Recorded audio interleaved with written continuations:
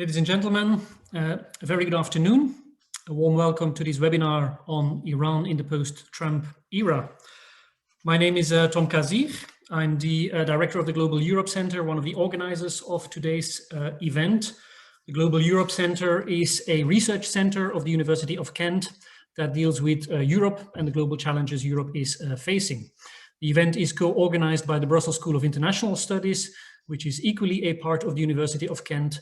The Brussels School of International Studies is a school for advanced studies in the field of international relations and international law, offering MA programs, LLM programs, and PhD programs in Brussels. Welcome to so many of you. This is a good time to talk about Iran. This is a good time to take stock of the relations between Iran and the US, but also the relations between Iran and the EU, between Iran and other regional powers in the Middle East. In particular, because we have entered the post-Trump era, and the nuclear deal is back on the table. As all of you know, President Trump decided in 2018 to withdraw from the so-called JCPOA, the Joint Comprehensive Plan of Action, also known as the Iran nuclear deal, and imposed far-reaching sanctions, including extraterritorial sanctions, as part of this policy. And we have since then seen an escalation with the maximum resistance on the side of Iran. And maybe one of the most important events about a year ago, more than a year ago, the killing of the prominent General Qasem Soleimani. But things have changed today, or things may have changed. That's one of the things we'll have to find out.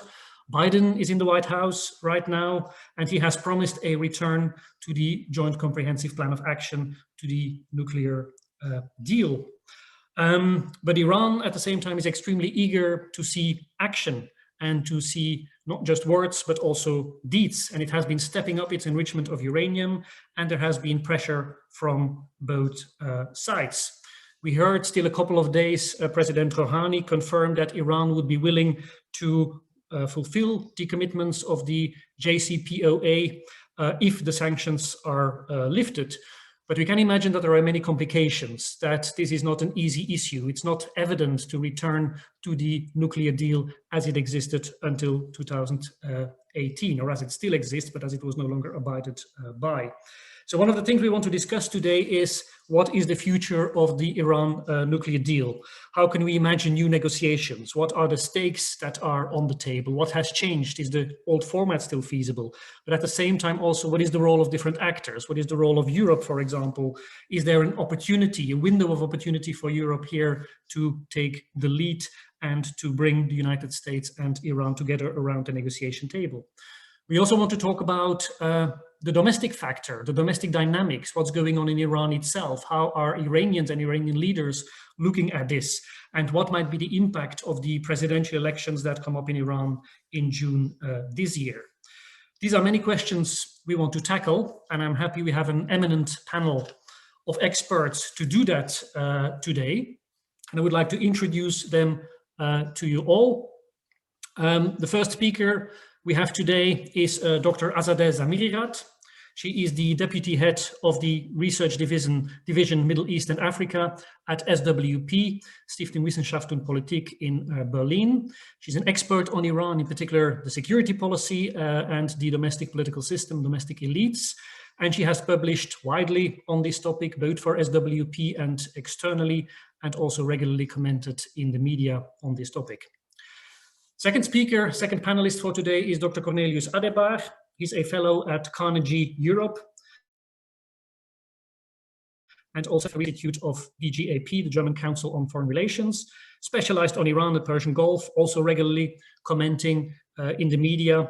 And he has published a book on Europe and Iran, I believe in 2017. And our third panelist for today is Dr. Peyman Jafari.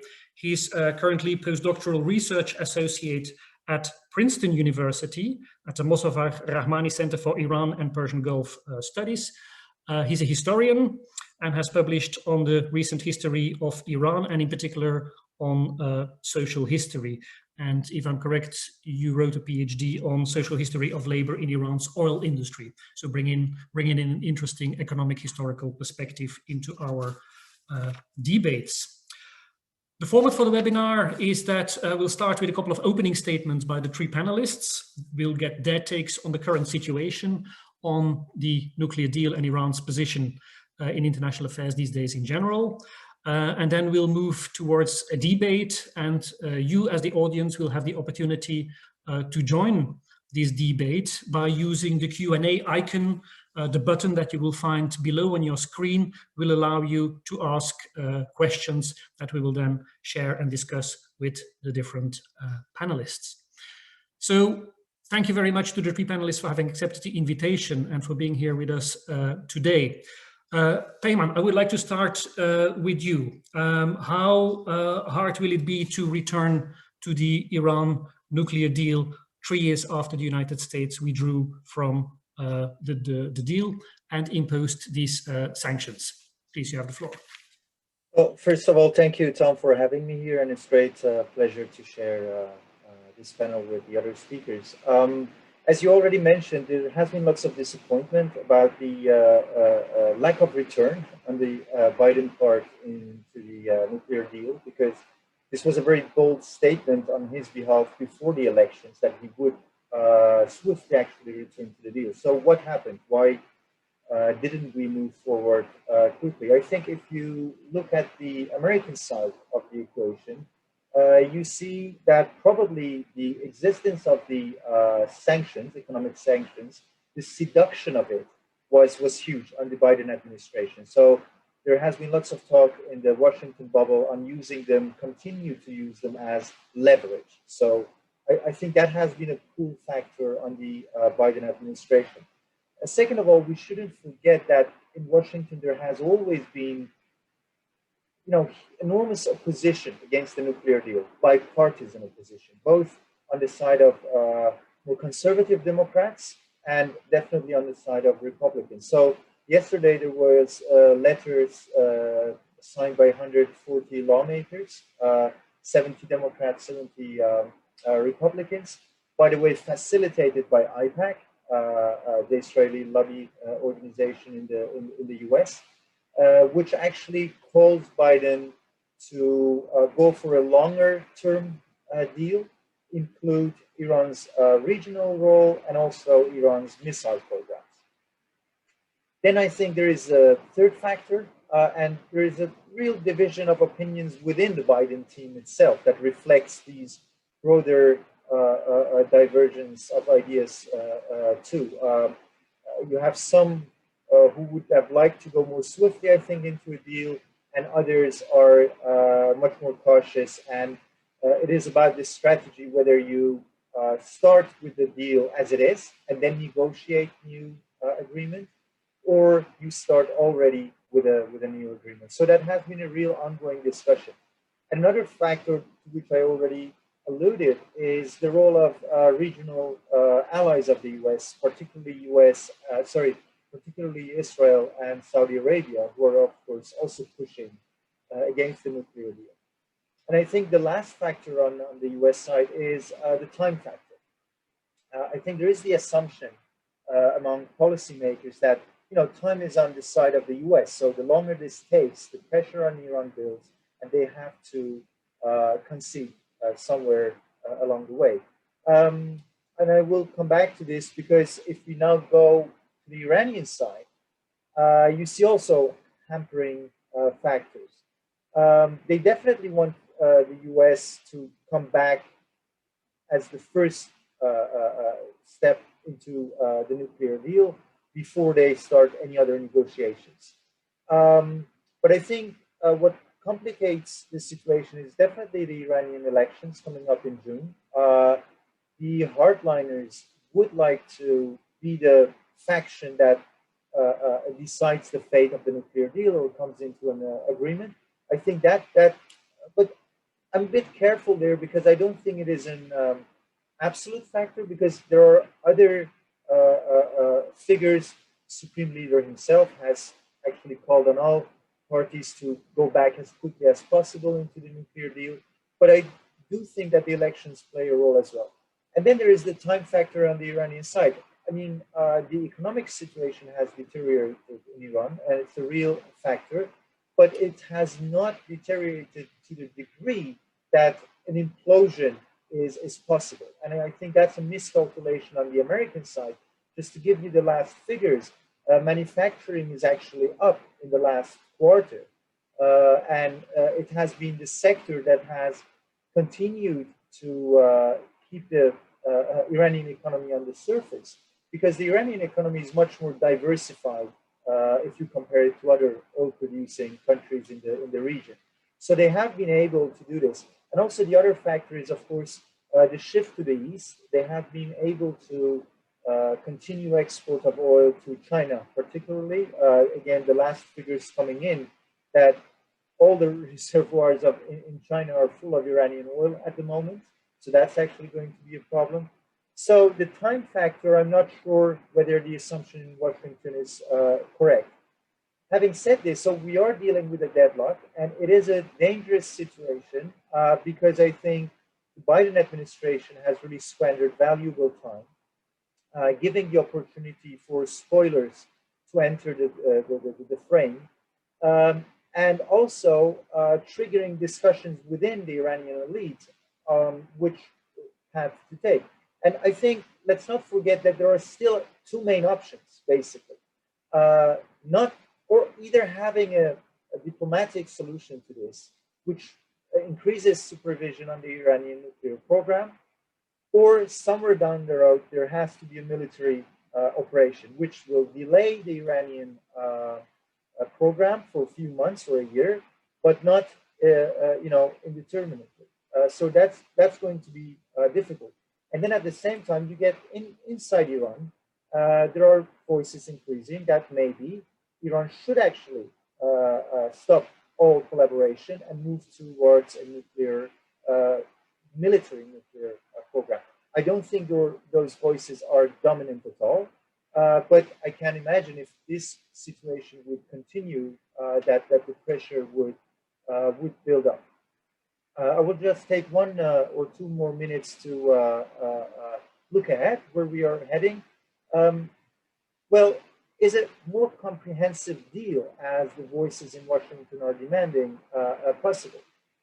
I think it is possible to broaden the nuclear deal as it is, but therefore I think we have to take stock of the lessons of how the nuclear deal was achieved in the first place.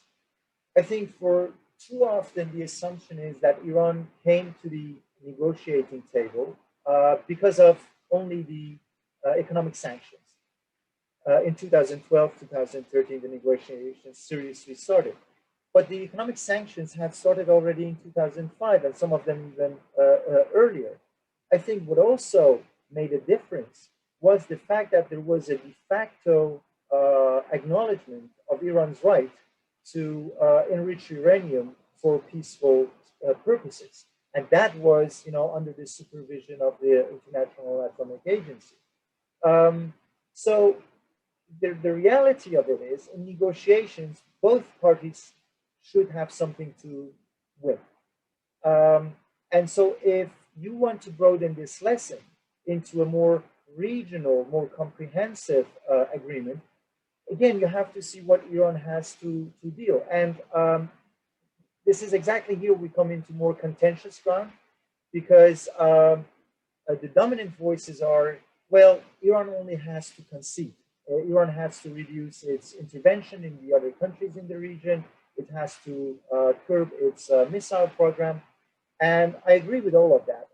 And I would add to this Iran's domestic policies, and Azadeh will definitely expand on this. It's authoritarian repression on civil society has only increased. And I think Iran should open up both domestically and internationally. But I think it is wrong to not see the other side as well. Iran has misbehaved, but I don't think the US and its allies are saints either. I mean, if I don't have to go into the historic examples of even the last 10 years, the Afghanistan war, Iraq war, the support for Saudi Arabia in terms of the Yemen war, those are ongoing, and the weapons deals that are still going towards Saudi Arabia and the Emirates. So what you hear in Tehran is, okay, if we want to have a broader deal that actually puts the whole regional aspects on the table. Yes, we should then talk about Iran's missile programs, for instance, but we also should talk about the weapon deals with Saudi Arabia or Israel's continuing occupation of Palestine, and so on. So, and well, then we get into really difficult ground, of course. So I'm much more pessimistic about the achievement of a comprehensive treaty, but cautiously optimistic actually about the nuclear deal itself, because I think both in Tehran and the US, the realization is there that war is not an option. I think both parties are miscalculating. They're pushing to take more advantage and win more, gain more leverage, but somewhere this will end. Thank you very much, Peyman. Very interesting as an introduction. I remember there's many things that we will discuss further, and I liked in particular how you refer to the time factor and the possibilities of miscalculation that are very important things to discuss further during the debate. But let's first turn to Azadeh to reflect on the domestic situation in Iran and how this may play out in the current situation. Azadeh, you have the floor. Yes, thank you, Tom, and thank you for inviting me. It's a pleasure to be here. I want to make a couple of points on Iran's perspective here.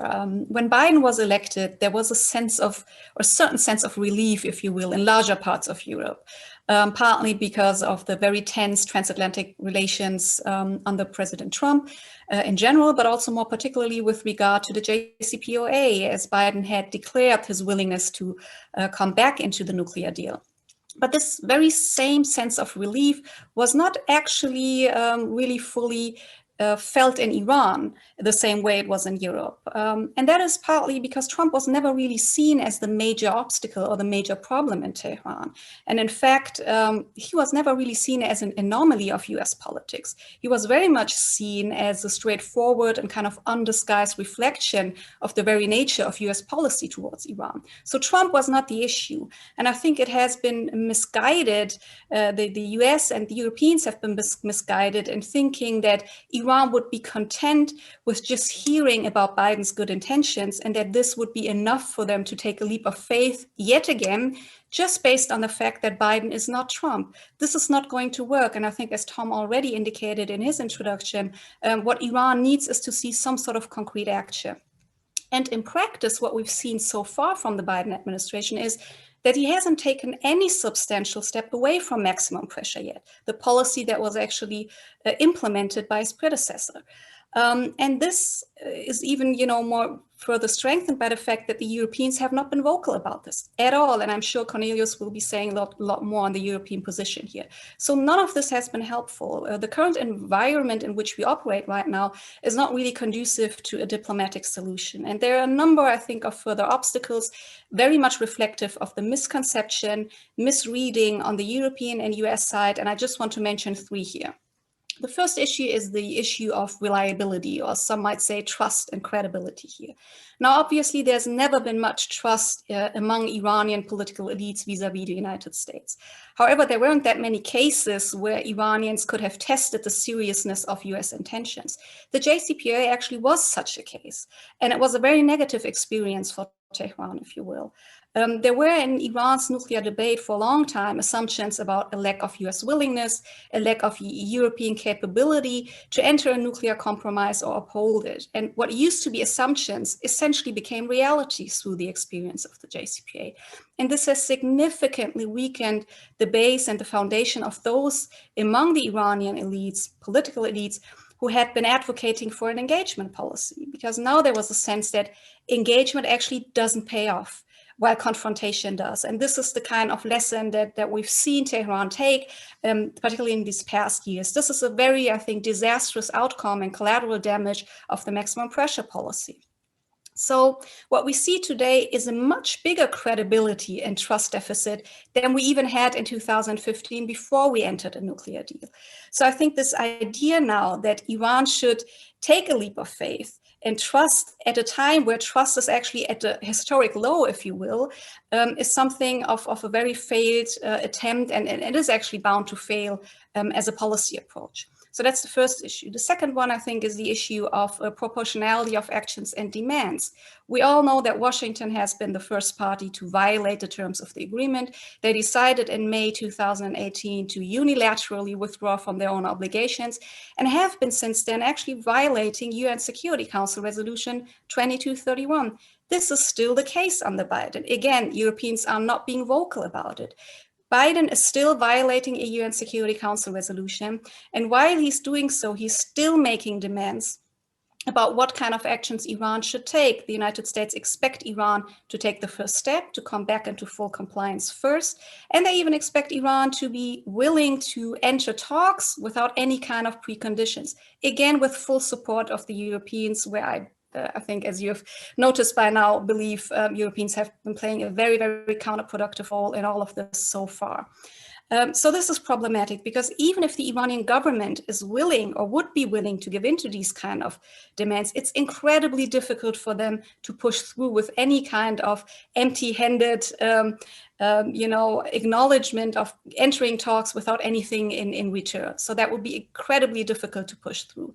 Which brings me to my last point here, and that's, I think, the biggest blind spot in US and European perceptions with regard to Iran. It's the domestic dynamics actually in Iran.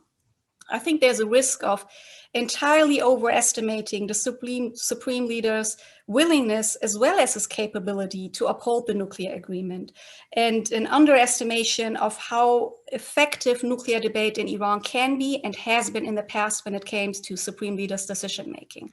And that's a problem. And as I think, as Peyman already said, and I fully agree, this is not just about the Iranian elections. Yes, Iranian elections will matter, partly also for very basic logistical reasons. I mean, we're entering the campaigning phase probably in mid-May. We have elections in June, then it will take some time for a new government to be formed, to be approved by parliament, and then to be fully operational, and then you've already reached fall. And you can just imagine, I mean, how hard it's going to be to really save something, or the JCPOA, or whatever is left of the JCPOA right now, how hard it's going to be in fall if we have to wait this long. So from a mere logistical point of view already, this is going to be difficult.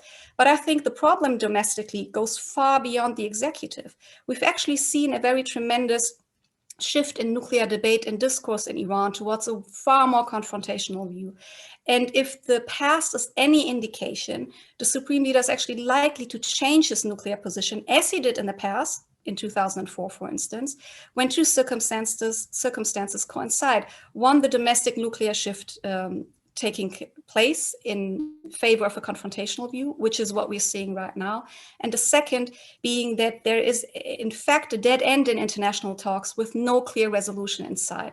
This is where I'm worried that if we keep it within this deadlock that we are in right now, that this is the signal and the message that we're sending to the supreme leader and to Iranian leadership, that there won't be a constructive resolution to this deadlock right now. And then this will be a much bigger incentive, I think, for Iranian leadership to take a completely different direction. So this is kind of the volatile, dangerous situation that we are in right now. Lastly, I think, obviously, none of this has been a good start for better US-Iran relations so far. I think we've seen in the past that maximum pressure did not work. Iran continuously ramped up its nuclear program in response. So I think this is not the path that we should go down anymore, and it should definitely not be supported by the Europeans. I think what Biden needs to do right now is actually prove that he's serious about a full return. And the only way he can prove it is by lifting some sanctions as a first step. Anything that he can do with executive orders that are not too complex to be done within a couple of days or possibly weeks. Such as unfreezing assets, Iranian assets on European soil, for instance, which could be used for humanitarian trade as COVID relief, for instance, something that Iran and Iranian society could actually benefit from right now. I think overall it's still possible to find a diplomatic solution, but the window of opportunity is actually closing. Again, not just because of the Iranian elections, but because of the overall domestic shifts in Iran. And if we fail to actually reach a clear and sustainable political understanding on the nuclear file, I see no chances whatsoever to achieve any substantial progress on anything beyond the nuclear file, and that's namely the ballistic missile program or Iran's regional policies. Thank you very much, Azadeh, for very, very interesting analysis and adding a couple of interesting points and interesting links. And one of the things that stood out very strongly is indeed this trust deficit that exists, and maybe slightly pessimist conclusion that the window of opportunities is there, but it's slowly closing. Cornelius, I'm wondering whether the EU has an opportunity there to step into that window of opportunity. And I think we've seen the Irish foreign minister traveling to Tehran a couple of days ago. So how do you see the role of the EU in the current situation? Can it be sort of bridge? Can it bring the US and Iran together through some sort of shuttle diplomacy? The floor is yours. Thank you very much, Tom, and thank you to my co-panelists. Thank you for everybody's interest in this discussion. Yes, I'll try to zoom a little bit on the role of Europe, Europe, which does not appear in the very catchy title that you've given this session, Iran after Trump, and we've already looked at the two sides of this a little bit, but let me bring in Europe here. And let me add to the description that my colleagues have given of what is really a roller coaster ride over the past couple of months when it comes to the optimism and the pessimism with regard to reaching a deal and returning to the nuclear deal. If we just look at the past couple of days and weeks, we have seen an escalation on the nuclear file just before the visit of the International Atomic Energy Agency to Iran.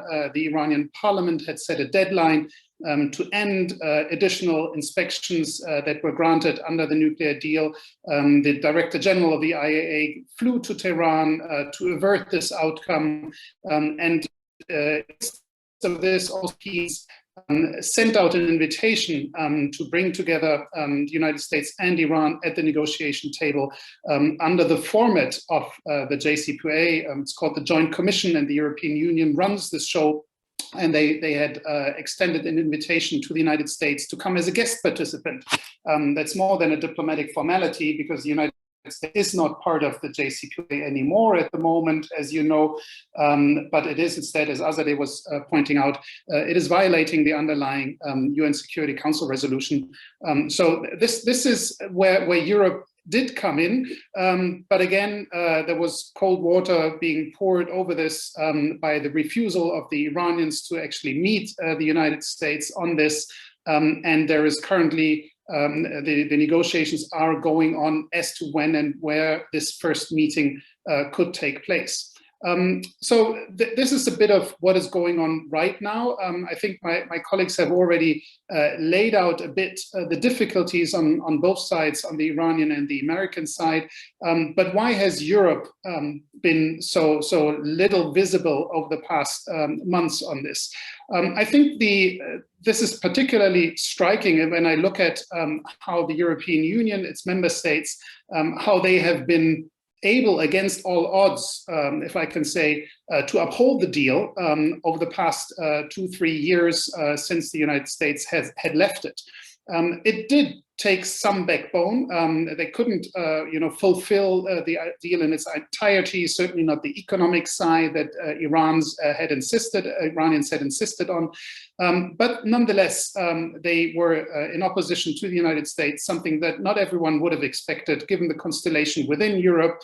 The UK, for the connoisseurs of this, the UK is obviously no longer part of the EU, but still part of the E3 format, negotiating with Iran on the nuclear file, or working with Iran on the nuclear file. So there could have been reason for more disunity in Europe, but this worked out to the point where the Europeans even defeated a challenge by the United States at the United Nations in the UN Security Council, when the United States said Pompeo, the then Secretary of State Pompeo, actually traveled to New York to say that the US would snap back all sanctions, not just the US sanctions, which came with a maximum pressure campaign, but all UN sanctions would actually be back in the books. And this is something which the Europeans behind the scenes could avert.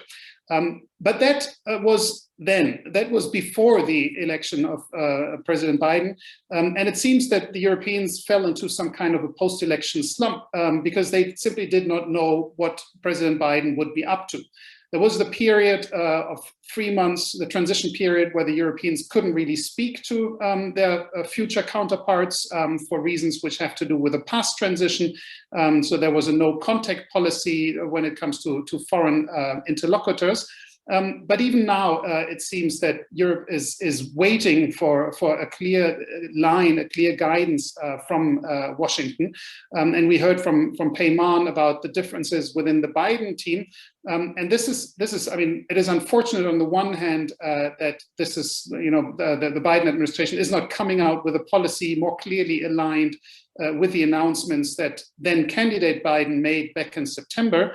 But it's also unfortunate for the Europeans to simply wait for a green light or a yellow light or whatever, and not come up with their own initiatives. The Europeans are the guardian of the nuclear deal. They have a role to fulfill when it comes to the UN Security Council resolution, which mandates the Europeans, the EU, to shepherd this deal and to supervise its implementation through the joint through the joint commission. And they could come forward with plans on how to work out the sequencing of both Iran and the United States coming back into compliance. And they could also take up the issue, which is on everybody's mind when it comes to Iran, of regional security threats.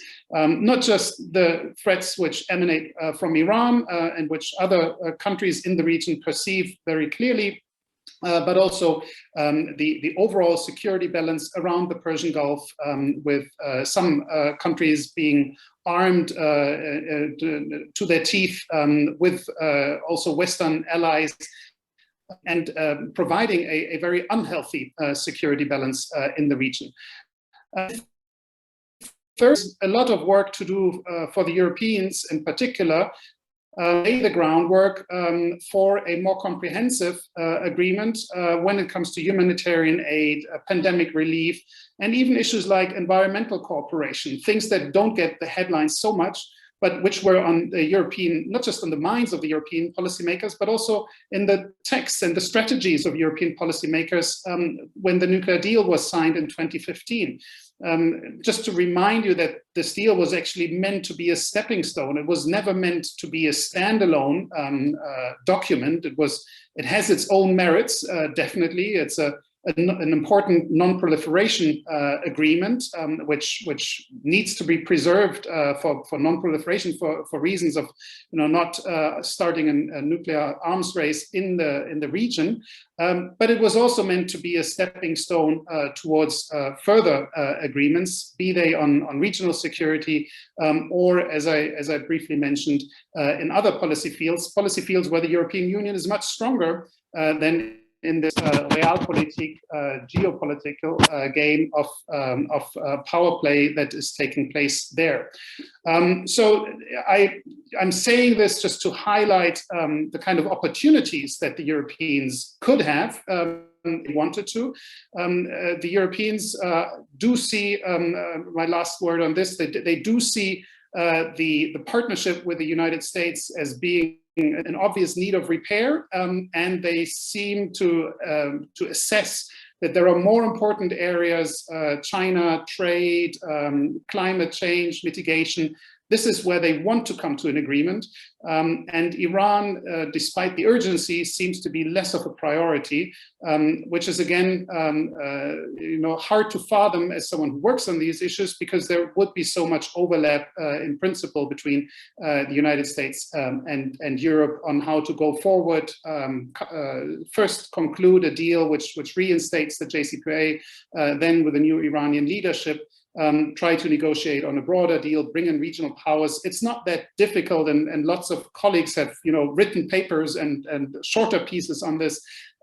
So this is where the heart of a researcher is really torn apart by the lack of and the difficulty of engaging at the political level. I leave it at that. I very much look forward to the discussion with you all. Thank you. Thank you very much, Cornelius, for a very, very interesting overview of the role that Europe can play. And I hear very much a paradox in what you say. There is this opportunity for Europe. Europe also has this responsibility as the guardian of the deal. but at the same time, it doesn't seem to be a priority today. And you also sounded a little bit pessimistic at the beginning when you said about the opportunities for more disunity among EU member states. And I was wondering, to open the debate, whether we could actually start there. Where exactly do you see the disunity among the EU member states? And maybe there are two aspects that you and other panelists could focus on, which is the role that France plays in this, because there has been this rather controversial statement, I believe, of President Macron to involve Saudi Arabia and Israel into negotiations. And secondly, also, how has Brexit changed the position of the European Union vis-a-vis this leading role in the Iran nuclear deal negotiations? Cornelius, shall we start with you, but I also invite the other panelists to share their reflections on that. Yes, happy to, and thanks for that question. Well, I guess what I should have said more clearly is that there was reason to fear this disunity, but the result of the past years has been a surprising level of unity among the E3, but also within the European Union more broadly, despite Brexit, despite as well different domestic agendas, geopolitical perceptions among those European powers. Who is an ally in the region differs the view whether you go to Paris, to Brussels, or to Berlin, for that matter. So there has been this level of unity, which is good. However, it comes at a price. It comes at a price of not pursuing the policies that could be pursued with a view to a constructive solution of this. Why is that? Because the Europeans, they did not fall into the Trump camp during the past administration, but held firm. Now it seems that the status quo is somehow acceptable to the Europeans. It would take, I'm not going to use the word courage, but it would take initiative, a bold initiative to break this deadlock, to make these proposals, to somehow pull the Americans along when the debate in the United States hasn't even been decided, with this particular, domestic difficulties the Biden administration is facing that Peyman had mentioned. So this would take a bold initiative, and this is for the Europeans with the divergent interests that they currently have. It is hard to agree on such an initiative, so they settle for the status quo. And you add on this the kind of dissatisfaction, if not frustration, the Europeans feel when it comes to Iranian activities. They don't see why Iran would, as they would say, play these games, increase the stakes on the nuclear file, and follow from what is from a European perspective a very unconstructive path. So in that sense, there is a bit of they're pulling the wagons to an extent, and trying to stay strong. Again, this is good for European unity, but it doesn't always help on the policy file. Okay, thank you very much. Azadeh or Peyman, do you want to add any thoughts on this point? Sure. Azadeh, I mean, think about it. Biden in his campaign said he is willing to return. Tehran said, if the United States comes back into full compliance, we will come back into full compliance. This should have been the moment for Europe to shine. As Cornelius said, Europeans were the guardians of the JCPOA, of course not on their own. China and Russia also played a role. There are other parties to the agreement. But Europeans essentially took a very important part, played a very important role from the beginning until now. It was the Europeans in 2003 who started negotiations with Iran at a time where the United States was clearly opposed to any nuclear talks with Iran. It was the Europeans who made it possible later on to bring other members to the table, to find common ground, to defend this agreement against, nearly any attempt by the Trump administration that tried almost everything to destroy this deal once they withdrew from their own obligations, and even took a very difficult stance in the UN Security Council, which was not, as Cornelius said, it was not a given. It was not something that you would necessarily have to expect from the Europeans. So you would naturally assume that Europeans would be thrilled after the Biden administration to be the bridge builders, to be the facilitators of a diplomatic kind of breakthrough now. And then compare that with the kind of actions that the Europeans have taken in these past weeks in particular.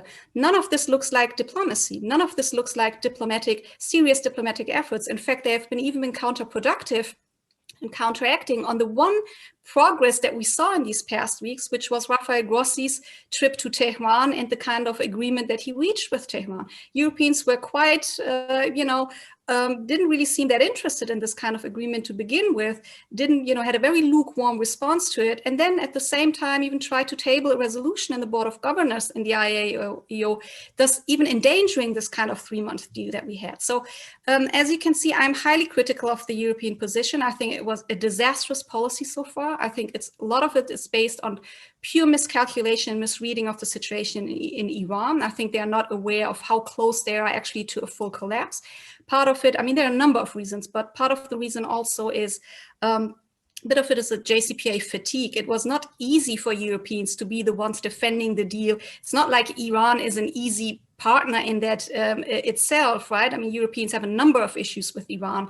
I mean, just add to that the potential terrorist attacks on European soil, arrests of dual citizens in Iran. I mean, Iran is not the kind of country where it makes it easy for European policymakers to go out publicly and defend a deal with them in any shape or form.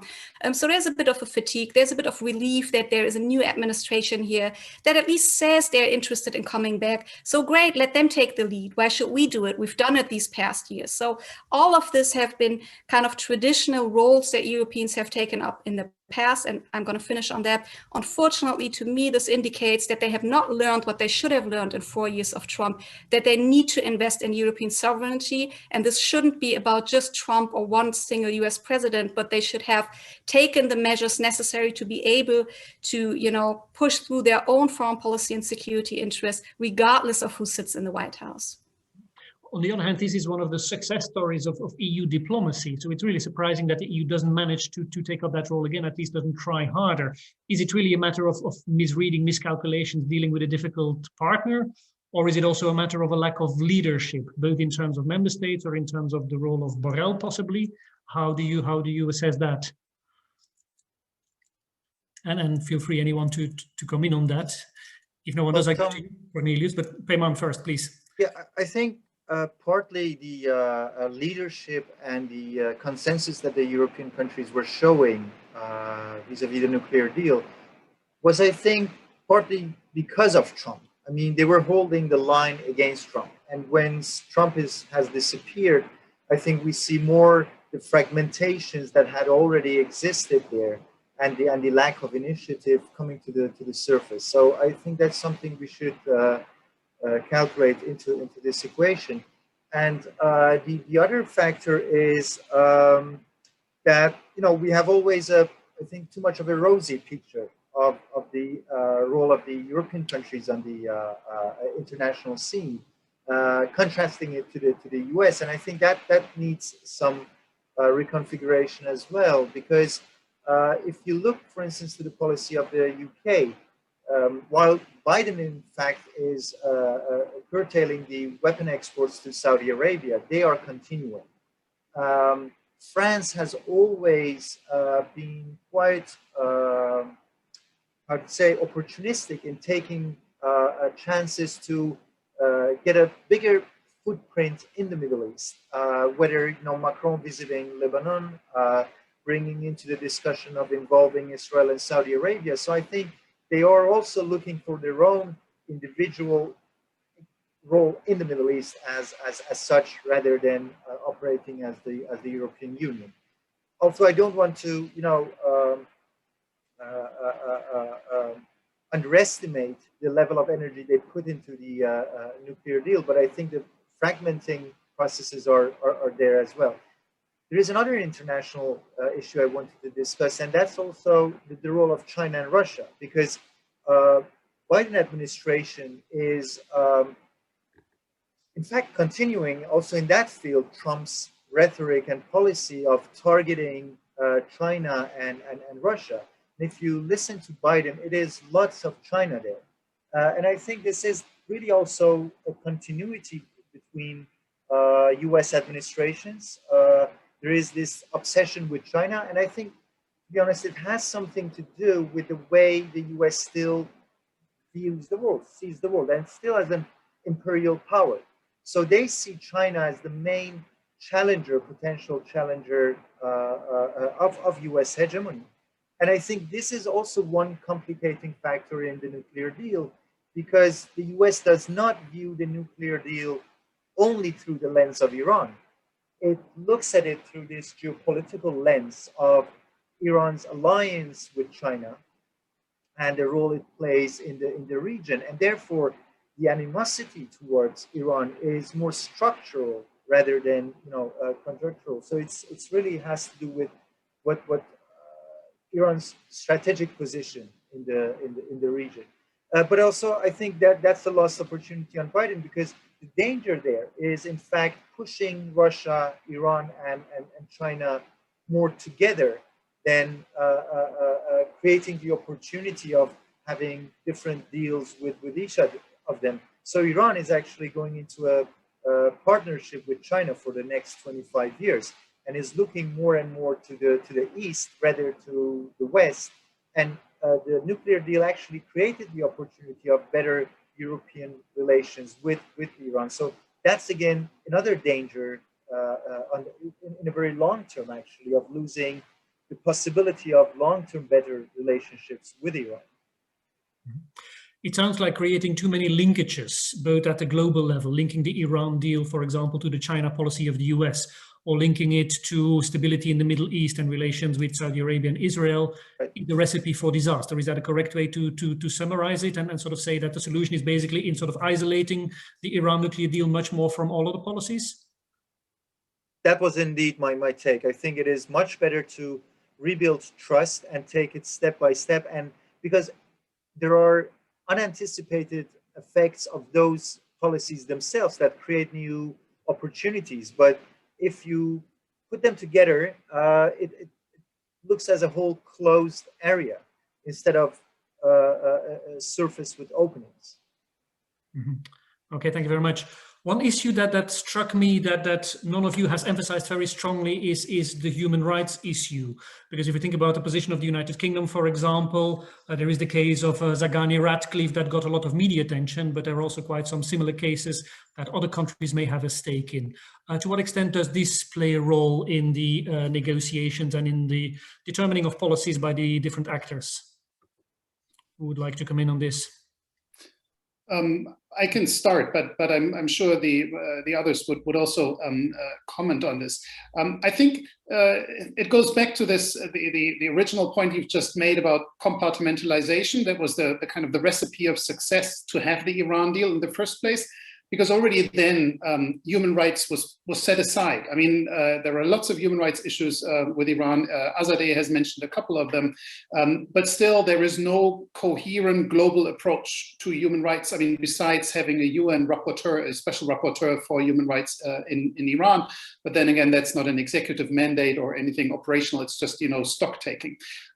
So the powers, the 5 permanent members of the UN Security Council, they couldn't have agreed on a human rights approach, but they could agree on a non-proliferation approach to Iran. So that's that, and that's still there, and the possibility to revert to the JCPOA and take this dispute off the table and then address any other issues is still there. What has changed today and compared to just a couple of years ago is also the discourse within the human rights field. There has been a lot of resistance lately from human rights activists to return to the JCPOA from some human rights activists and some quarters within human rights activism, resistance against a return to the JCPOA as if, or because this would appear as rewarding the Iranian regime for its policies and asking the governments, in particular the US government, to hold out any carrots, the proverbial carrots to Iran until and unless Iran also fixes its human rights problem.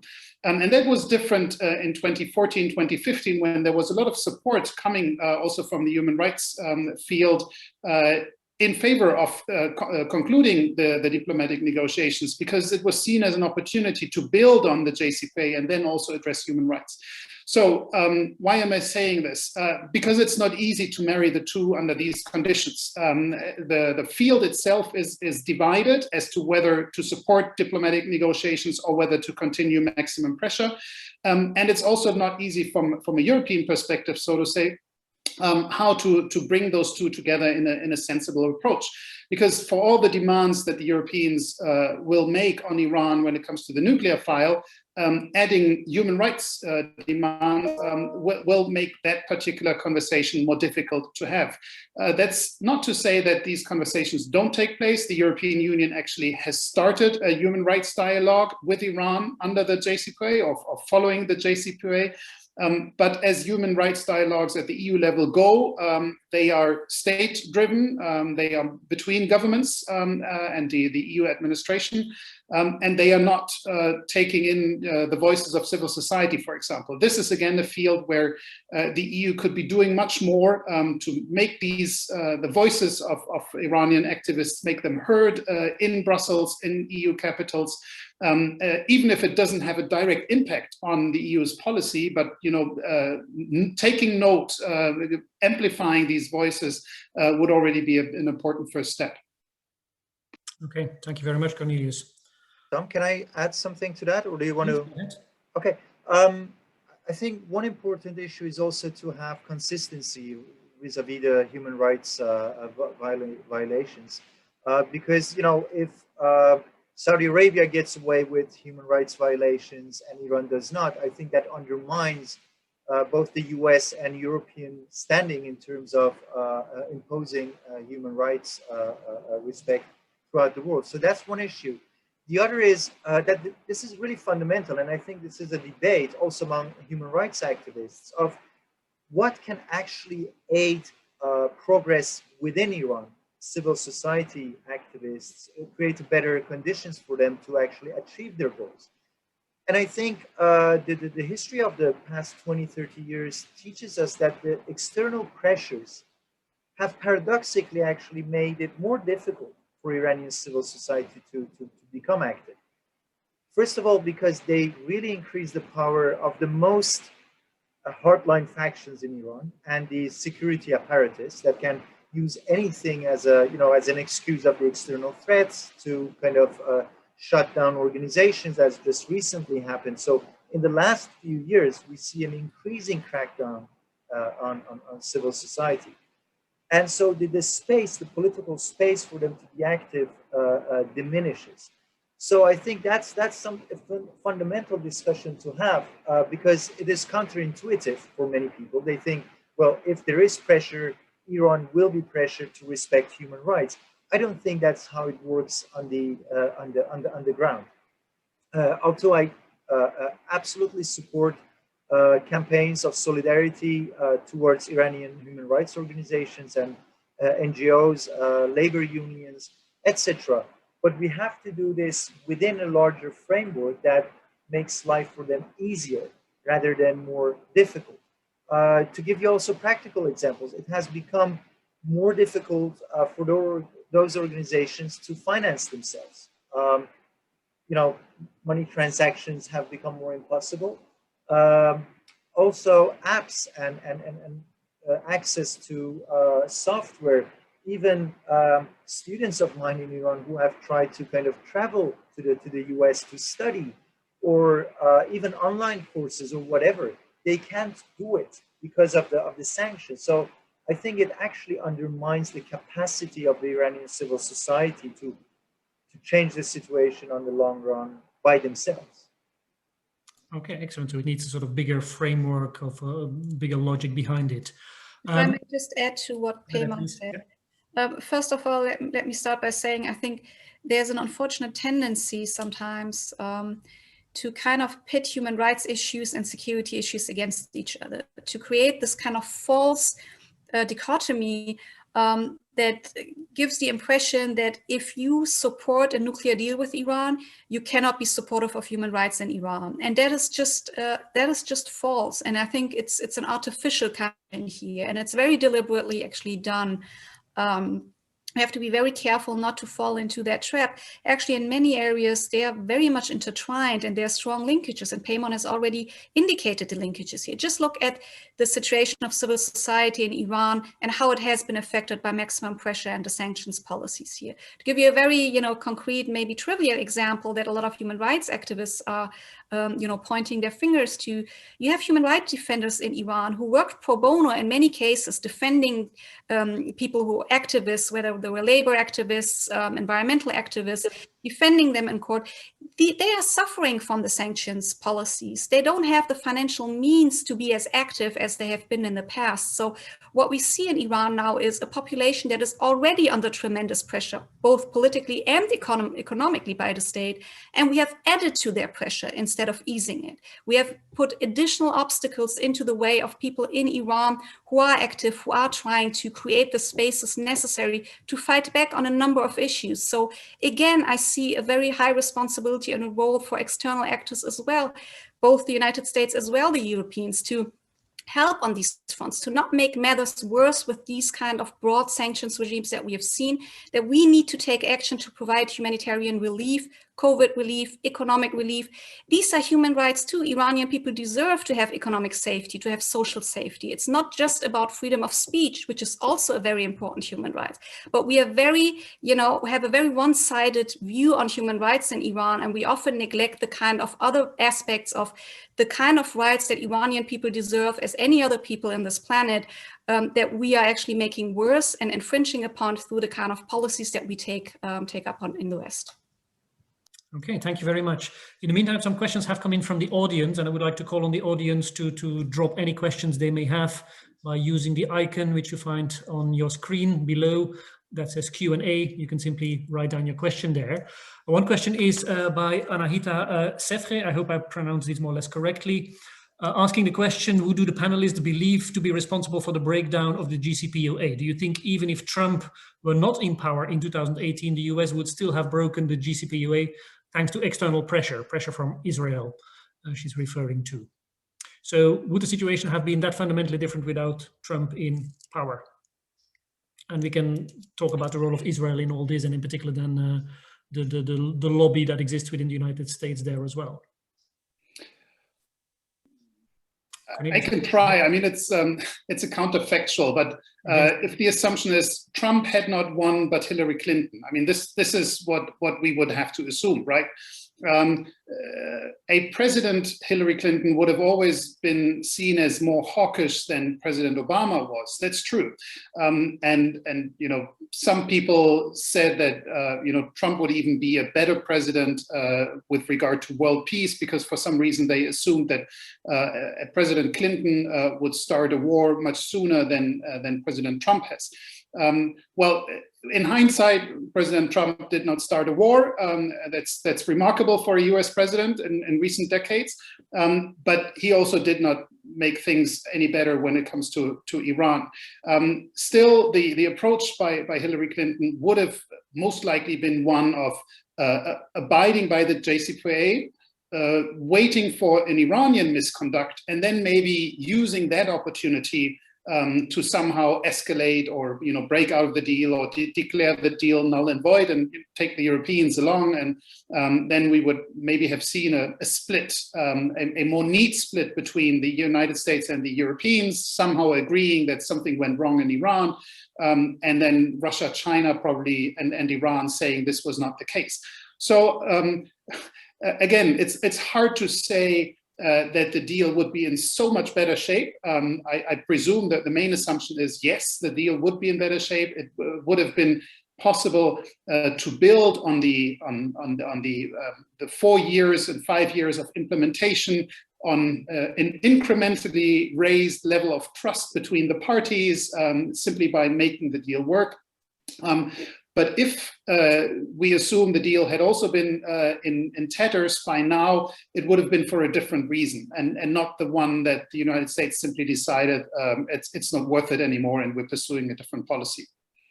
Okay, thank you very much. Since Israel was mentioned, I would like to take another question on board, a question by Thomas Chevalier, who asks, how serious do you think the risk of an Israeli unilateral attack against Iran is?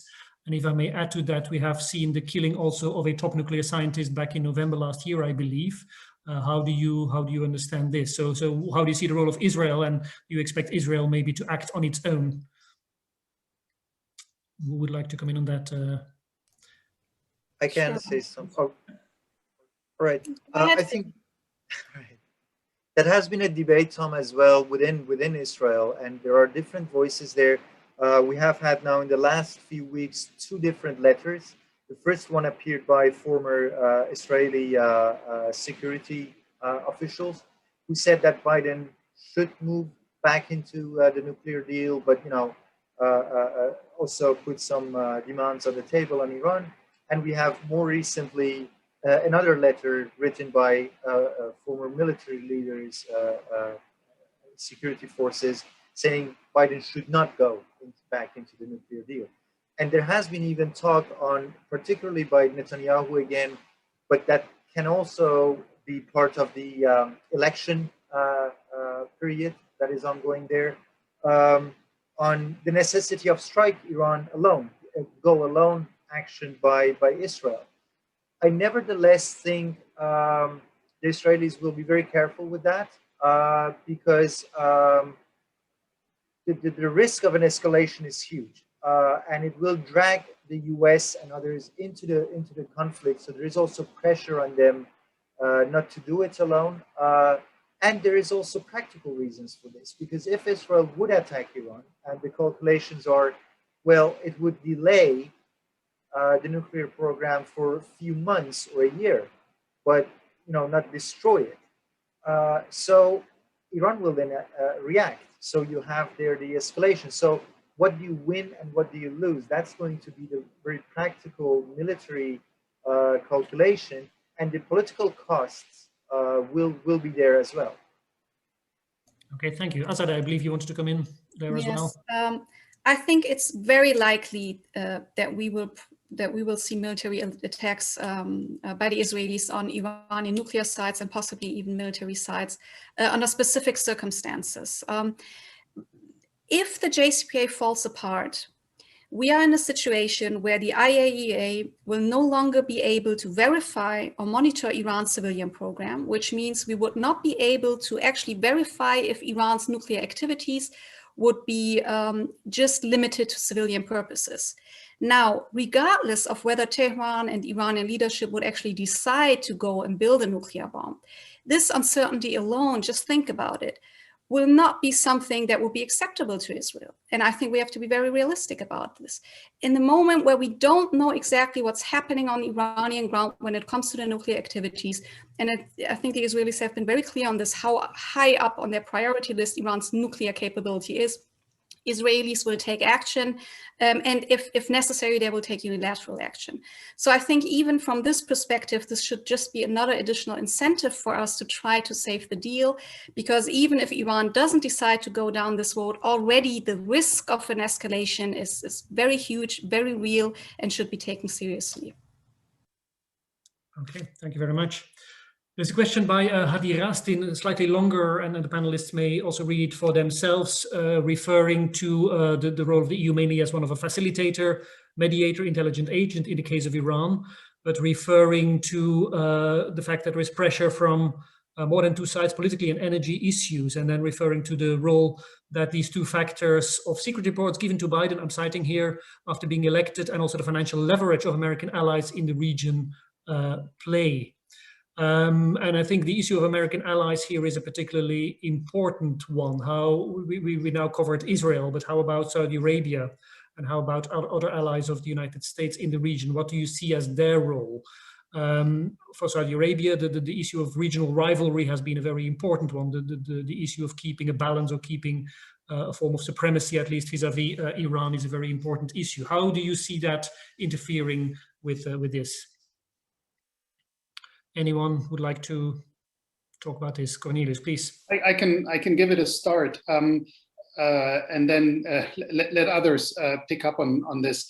The first point I would make is that besides, so to say, financial specific financial interests, what I would see is the the overall outlook, which includes, economic well-being and, the structure of the economy, alliances, etc.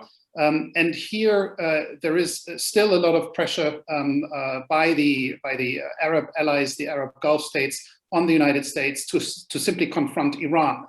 If we look at first I should say to stay in the region and to confront Iran, or the other way around, to confront Iran and to stay in the region, because beginning with the pivot to Asia that President Obama had announced, which made a number of states in the region get cold feet, not just the Europeans who thought, well, this is the end of Europe's Eurocentric policies. It would have also meant, if it were taken serious, that the United States also reduce their military footprint, their overall commitment to the Persian Gulf region and the Middle East. And so this was Obama. President Trump played a similar tune, focusing on the confrontation with China, and in particular on these very instances where presumably Iran attacked its Arab neighbors. It was again then Secretary of State Pompeo coming out and saying, well, this is Saudi Arabia's problem. This is nothing for the United States to deal with, actually abandoning the Arab allies in the face of Iranian aggression. And so that has led to a shift of alliances. This is something which we saw over the past year in particular, where Israel has made agreements, diplomatic recognition with a number of Arab states, basically to mirror this new confrontation with Iran, and to keep verbally, if they can, through pressure, to keep the United States in the region. But should the United States abandon the region, that there is this, the second tier alliance, so to say, between Israel and the Arab states to confront Iran. And that is also why this the dispute of the nuclear program is so much ingrained with all the regional rivalry. This is not just about counting centrifuges, making sure the stockpiles don't amount to numbers that would make it possible to build a nuclear weapon off it. But it is something which has very deep geostrategic concerns on the side of the Arab Gulf states. If and when the United States were to leave the region as a major power, as a protector, then they would have to deal with Iran, which is bigger, which is more populous, which, if freed from sanctions, would dominate the region most probably. And that's on the back of many leaders' minds in that region. If I may just ask a follow-up question on that, Cornelius, because I think you referred to the second-tier alliance between the United States and some Gulf states. Was that not mainly the work of Trump to set up that alliance? And will this alliance also survive under the Biden administration? I'd rather say it was Trump conveniently benefiting from the shifts on the ground. He came out with this as the peacemaker. I believe the leaders in Israel and the United Arab Emirates, for example, they felt that they could hand him this victory. He first published the peace plan for the Middle East, so-called, and then he came up with the Abraham Accords. It wasn't so much Trump or even his son-in-law, Kushner, paving the ground for these agreements. But this is something which is in the interest of those states, of Israel and the Arab states. There had been rapprochement before these agreements were actually struck. And yes, because that was part of your question, I believe these will endure. This is a sign of the new times. It has nothing to do with the previous president. Okay, thank you very much. Linked to this issue, there was a question that came in from Mario Baumann, who asks, what role does Iran and the Middle East more broadly play for Biden domestically in the electorate? We have already sort of covered the role that the Middle East play and whether they may lower their role as Obama has done it already before Biden, but we haven't really touched upon the electorate. How do we see that in the United States? And maybe, Peyman, this is a question for you in the first place, being based currently in the United States. To what extent is this a major issue, and how does this play out electorally? The return to the nuclear deal, sorry. Yeah, and relations with Iran in general, right. Yeah. There was actually a recent survey opinion poll in which the majority of the Americans are in favor of returning to the nuclear deal. But as everything in the US, opinions are very much polarized. So the majority was very significant among the Democrats. I think something around 70%, and among the Republicans, just above 50%. So there is a discrepancy there. But in general, I don't think this is for the American population and electorate as such at the top of their priority list. Usually, foreign relations issues are not, unless it really becomes on a war or peace issue, and depending on the media coverage and so on. So I think the public opinion will not influence this issue as such, positively or negatively. It is much more the what is happening in Washington, in Congress, the lobby organizations, and then the policy circles and so on. That will be the decisive factor in this. Okay. And from domestic aspects in the US, maybe to domestic aspects in Iran, the question that came in from Mitya Gortimpur, and maybe it's a question for you, Azadeh. In the light, and I'm citing the question, in the light of the current state of play and the overall domestic situation in Iran, do the panelists think that reformists will be able to keep the power? This might play an important role on the nuclear deal and future relations between Iran and the West. So Azadeh, how do you see the role of the reformists and its impact on the deal? I'm not sure who you actually mean by reformists. If you mean the reformist faction, or if you mean like the larger reformist camp, but what we currently have in the executive is an alliance between pragmatists around President Hassan Rouhani and traditional reformists that you might be alluding to right now. But both of them actually are very likely to lose a lot of ground in the upcoming elections. If you look at this alliance, it has kind of failed across the board. Their biggest, I think, investment was on the foreign policy front in the JCPOA, which has been a disaster for them. Iran did not benefit economically from the deal the way it was promised, and it was very much felt within the population, where the Rouhani government had actually been actively raising expectations, and they were not able to meet these expectations on the economic front. On the social liberal front, we haven't seen much political liberalization. Rouhani was much more focused on economic liberalization that didn't materialize. And we haven't seen much progress actually on the political freedom front here either. So there isn't much that reformists actually have to show for. And it was reflected in recent, mass protests that we've seen in recent years in Iran that occur in a higher frequency and in shorter kind of time periods, where a lot of protesters are chanting that they refuse not only the principalists and hardliners, but reformists alike. So I think reformists have lost a lot of their mobilizing capability. They are no longer seen by large parts of the population, at least at this point, as a political force that could be used to actually advocate for political fundamental change within this political system. And they're already at an institutional disadvantage because the so-called Guardian Council is in charge of the vetting process and is likely to disqualify a high number of reformist candidates to begin with. So at this point, I would expect part of the far-right conservative spectrum, whether it's traditional conservatives or hardline conservatives, to be in the best position to win the presidential elections. Okay, thank you very much. We talked quite a bit about the role of the United States, the role of the European Union.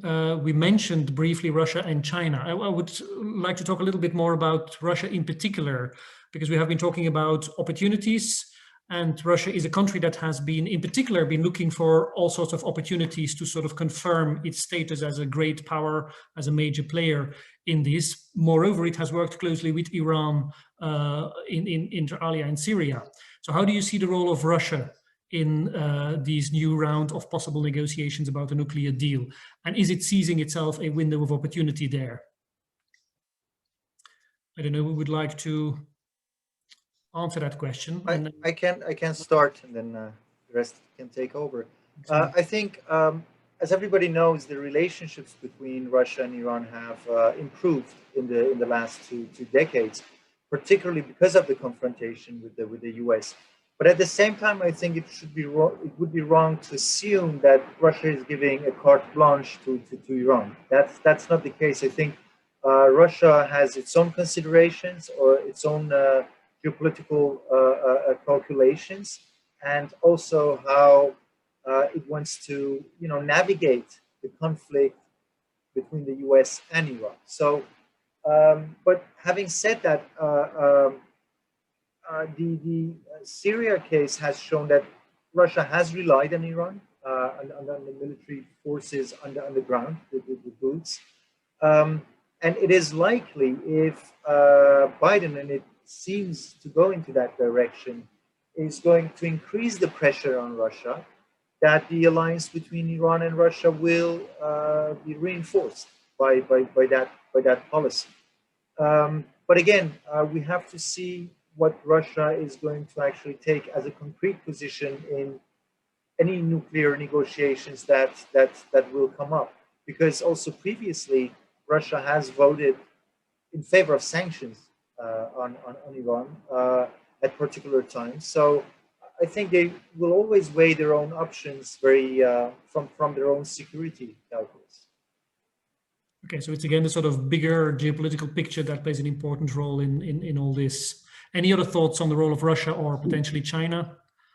I would add on this point of the bigger picture, so to say. I guess from a Russian perspective, first off, Russia and also China don't want Iran to become a nuclear power, a nuclear weapons power. That's still valid, and that's the basis for having had this agreement since 2015. At the same time, Russia is a defender of the multilateral order when it suits itself. This is not so much different from many other countries, but it is now much more remarkable when it comes from Russia. And so preserving the non-proliferation regime in toto is also something that Russia would want. And then there is this other bit which pains the Russian leadership, I would say, is that the United States gets away scot-free whenever they break the rules. And this was also apparently the case with the JCPOA. Russia has been consistent in lamenting the United States departure, which is kind of the neutral term for playing the JCPOA, and would want the United States to come back, if only to prove that point. And so I believe that there are substantial grounds when it comes to proliferation policy or non-proliferation policy why Russia would want the deal to stay alive and to be revived.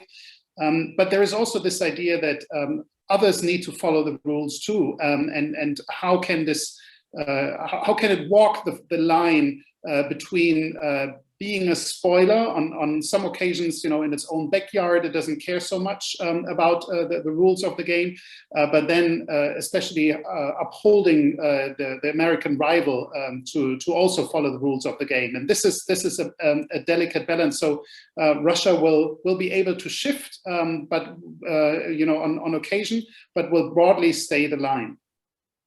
Okay. Yes, adding to that, if I may, Tom. Please. Yes, I think Russia has been a very firm defender of the JCPOA and of the JCPOA as it is now. It has been rejective of the idea to change, individual provisions of the deal now and try to get something entirely new. So they have been very firm and consistent in their positions, much more active than the Chinese, by the way, when it comes to nuclear negotiations and upholding the JCPOA. And I think they're, as Cornelius said, they're going to be consistent. Having said that, I don't see Russia standing in the way of any kind of political understanding or compromise that might evolve between Iran and the United States. So overall, I've seen Russia take a more constructive role. Actually, the role that it played with regard to the nuclear deal has been, more constructively based. Overall, however, if we look at Russian-Iranian relations, Chinese-Iranian relations, of course, Russia cannot have the same economic significance as China has for Iran. I mean, Russian-Iranian economic relations are quite, limited in what Russia actually has to offer. China has been much more of a, saving line, if you will, on the economic front. But Iran's relations with both of these countries have been ambivalent, and they have been ambivalent for a long, long time now. And obviously, Tehran is aware that it can be used as a bargaining chip outside the nuclear realm and in other areas where Russians and Chinese would want to, make concessions or reach certain agreements with the United States, where Iran is simply not going to be important enough. But overall, I think from a geopolitical point of view, obviously there is kind of a natural inclination for Iran to turn east. This is where Iran has a fundamental role to play. It plays a central role in China's Silk and Road Initiative, the Belt and Road Initiative. It is acknowledged as an important regional actor and a regional force. It has its military alliance with Russia in Syria, which is, I mean, a new quality in Russian Iranian relations. So it is kind of to be expected for Iran to have a stronger integration in this part of Western Asia and even more to the east, even despite of sanctions. But obviously, yes, the US position, European position have kind of facilitated this process and made it a little bit even stronger, where now it seems like there isn't even much of a choice for Iran rather than turn east, because in the West there isn't much left for them. Okay, thank you very much. Let me, in the British pub tradition, also call on the audience again for the last call for any questions they may have. You may still add them to the chat if you have any. If not, I would like to ask a question that doesn't deal specifically with the nuclear deal anymore, which is the role of Iran in particular Iraq and Syria, and in particular in the aftermath of the killing of Soleimani. How do you evaluate the role of Iran? Has the killing of Soleimani has any impact? Has Iran revised its strategy? And how do you see that strategy of Iran as a regional actor develop over the next couple of years? I'm not sure we would like to start with this one, with this broad question, I admit. Has there been a real change in or... Yeah, Azadeh, please go ahead. Okay, I can start. The killing of Soleimani, no, it has not fundamentally changed the strategic outlook of Iran in the region. And I think it's kind of plausible also that it hasn't, because of course even the Quds force, so the special forces of the Iranian Revolutionary Guards, are not a one-man show. To just assassinate kind of the head there won't change the entire structure of this organization, how it operates, particularly because his deputy took over, somebody who has been on this position for decades, who is very well connected, who knows how things are going. And this very broad and intense network that Iran has built with non-state actors is something that precedes Soleimani, that Iran has been building for decades now, where they are highly professional when it comes to exactly this kind of part of the regional policy. And this is where they have severe advantages vis-a-vis other regional actors, such as Saudi Arabia, for instance, which isn't half as successful in these kind of mobilizing efforts here. So the killing of Soleimani has only made matters worse in terms of, possible military escalation and the kind of conflict and environment that we've seen in these past years that Iran has actively contributed to as well. But it hasn't really fundamentally changed the calculus in Iran's regional policy. And these types of attacks should not be a policy position that we should take. I mean, they're not effective, they're not useful. They increase the risk of military escalation, and they're actually violating international law. If I can add a small thing to that, Tom. I think there is always also a kind of overestimation of the role of Iran, because it is there, obviously, the linkages with these military organizations. But on a different level, one shouldn't forget that they also operate from their own logic. I mean, ideologically, they are all driven, whether it is the Hezbollah in Lebanon or these organizations in Iraq, from a kind of religious nationalism that has been always there against US involvement in there. So even if it wouldn't be for Iran, I think these organizations would be active. Obviously, Iran supports them, facilitates them, but I think they also operate from their own grievances, logics, and so on, and sometimes defy even Iran, or don't exactly follow the orders of what Iran has to say. Okay, great, thanks, Cornelius. Just briefly. I would be careful to only look at the southwest, so to say, the Persian Gulf, when we speak of Iran's regional activities.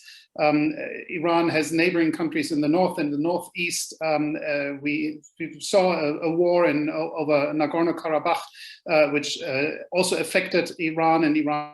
And if we look at Afghanistan and the likely withdrawal of international troops there and the possible rise of the Taliban, we need to also look into these areas and judge Iran's behavior there, or Iran's, I shouldn't say behavior, the policies, the actions because this is something where Iran is, it's part of its defense posture is that it wants to be safe on all these fronts. It doesn't seek alliances, but it wants to establish these kind of security vis-a-vis all these fronts. And so while Qasem Soleimani was the man for the Persian Gulf and the surroundings there, I think the other regions are also of considerable importance. Okay, thank you very much. Eden Lutz took the opportunity to add one more question, and I suggest we take that as a very last question with maybe just brief answers because we have to conclude. The question is, would the panelists equate Biden's continuation of maximum pressure so far and the arguments for renegotiation for a better deal with implicit pursuit of regime change? And if I may add to that, we do remember that former National Security Advisor Bolton was quite open and explicit about a policy aimed at regime change in Iran. So how do you see that? I'll start and I'll be brief. I don't see the words or the slogan regime change on the minds of those who are now in the White House, in the State Department, devising policy towards Iran. So that's more of a no than a yes. Yeah, okay. And that's a view shared by the other panelists? Yeah, I would agree with that. As an addition only that it is on the mind of people in Washington, in Congress, but I doubt whether it is a policy line in the Biden administration. Mm-hmm. Yeah, fully agree. That's not necessarily something that I would expect at this point. Obviously, we don't have enough information yet, but those people who are in his foreign policy team now, I think I would be surprised if they thought a regime change policy would be an effective way to conduct a US policy vis-a-vis Iran now. Okay. Thank you very much. I think this was a really fascinating debate that unfortunately we have to conclude because there is a lot more that we could discuss. And I'm not going to try to sort of give an overview of the lessons learned, but it was interesting for me to hear many different aspects and see them confirmed largely among the panelists. The fact that there is a window of opportunity, but it's closing. The fact that we have maybe overestimated discontinuities between the Trump administration and the Biden administration, that there is a risk that if we take too many issues together and think too much in broad global geopolitical terms, it will be very hard to reach a deal. So that compartmentalization is a recipe for success, as one of you put it. Also, the dichotomy between the nuclear deal and human rights that is often made is a very interesting thing to retain. But there are many, many more, and I apologize to the panelists if I can't give a more complete overview.